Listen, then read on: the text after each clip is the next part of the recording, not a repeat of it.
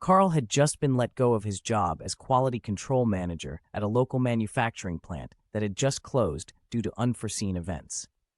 Carl was riding his motorcycle around in the nearby mountains, desperate and without any ideas on how to support his wife and two beautiful kids. He kept riding, like lost in his thoughts, when he saw something crossing his field of view. The fireball streaked across the sky like a comet, leaving behind a trail of bright orange flame as it fell toward the distant mountains.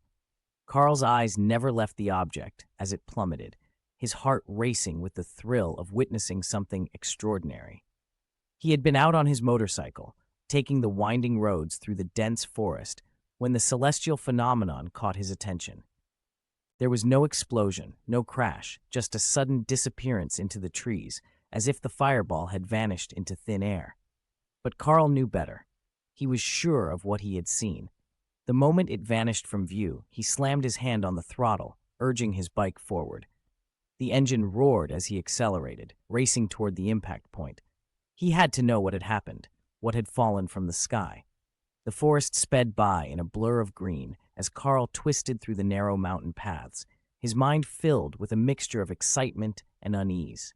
As he reached the foot of the mountain, Carl noticed something strange.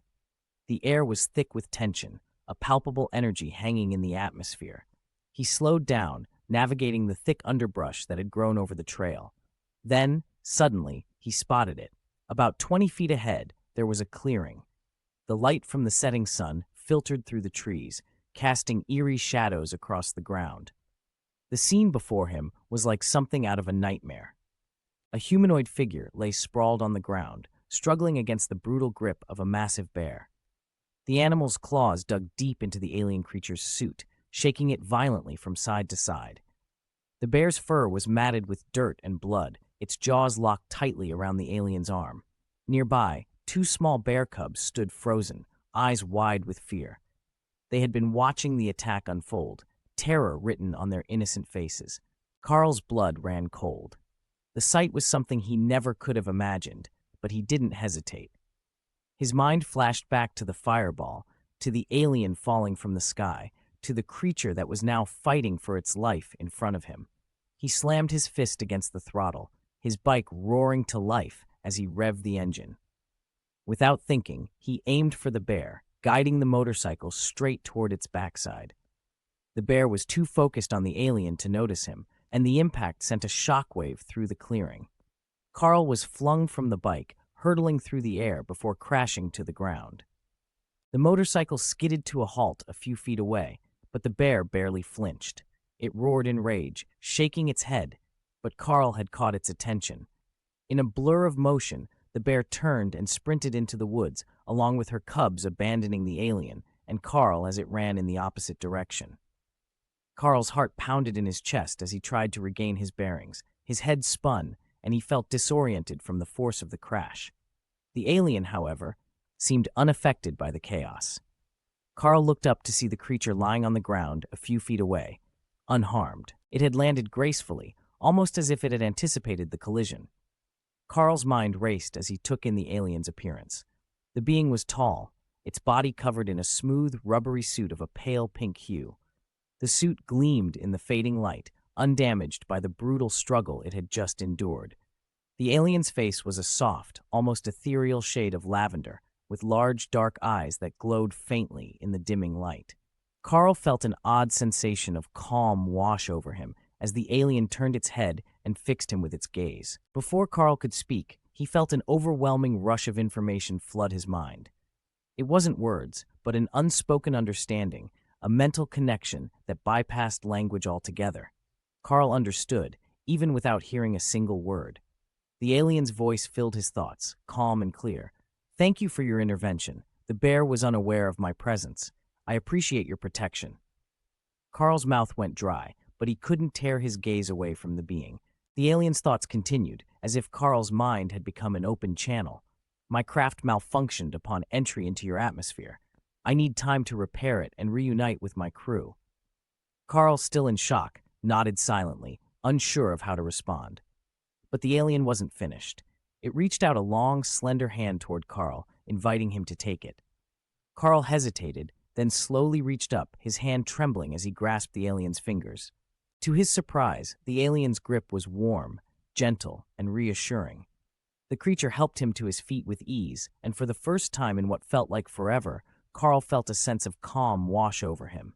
"I am called Albin-3," the alien continued, "and I have a gift for you, a gift that will help you find your path. You may not need it, but I offer it nonetheless." Carl stood still, trying to comprehend what was happening. The alien's eyes shone with a knowing look as it continued. "The gift I offer is called Lambda. It's as a looking glass into a higher dimension, a higher dimensional ability. With it, you will be able to perceive all the potential outcomes of your choices, all the possible scenarios. In this state, you will see the consequences of your actions before you make them. But know this, the gift will only work while my ship is in your planet's vicinity. After 2 Earth days, it will fade." Carl's mind spun. "What do you mean? How can this help me?" he thought, and the alien seemed to respond with a flash of understanding. "You are struggling, Carl. Your life is at a crossroads. You need direction. Lambda will guide you." Carl stood motionless as the alien continued. "You are facing hardship, but with the gift of Lambda, you will see how to navigate your future. You can change your path, find the way to succeed, build the life you want. But remember, the gift is finite. Use it wisely and use it for good." With that, Albin-3 stepped back, turning to the distant mountains where the spacecraft waited. Carl's mind raced as the alien's words echoed in his thoughts. Before he could say anything more, Albin-3 turned to him once more. "I will not need your assistance with repairs, but your kindness will not go forgotten. The gift is yours." With that, the alien turned and vanished into the woods, its form blending seamlessly with the trees. Carl stood alone, still stunned, trying to comprehend everything that had just happened. But one thing was clear, his life had just changed forever. 2 days later, Carl stood at the threshold of a new beginning. The gift of Lambda had already begun to show its power. With every decision, Carl saw the possible outcomes before they occurred. Every move in business, every risk, every opportunity. He started a company, Albin-3, named in honor of the alien who had changed his life. Carl knew exactly what to do and when to do it.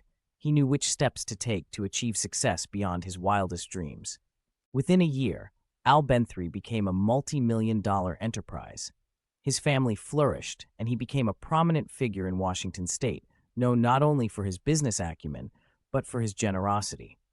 Carl had built a legacy that would endure for generations, not just for his wealth, but for the countless children's hospitals and charities he supported. By the time Carl was 56, he was one of the wealthiest men in the state, with a family that had grown to include 3 grandchildren. His life had taken a trajectory that he could never have imagined, but with the gift of Lambda, he had seen it all before it happened. And as the years passed, Carl often found himself looking up at the night sky, remembering the alien who had given him the tools to reshape his destiny. A quiet thanks echoed in his heart, knowing that Albin-3 had given him not just wealth, but the knowledge to change lives, for his family, for others, and for himself. Carl had been a beacon of hope for so many families, and in his heart full of gratefulness, a question has always prevailed. Have I used your gift wisely? My dear friend Albin-3, if you like this story, please leave a comment, like, and subscribe, and don't forget to hit the bell for upcoming videos. Until then, let your imagination run wild. We'll get there.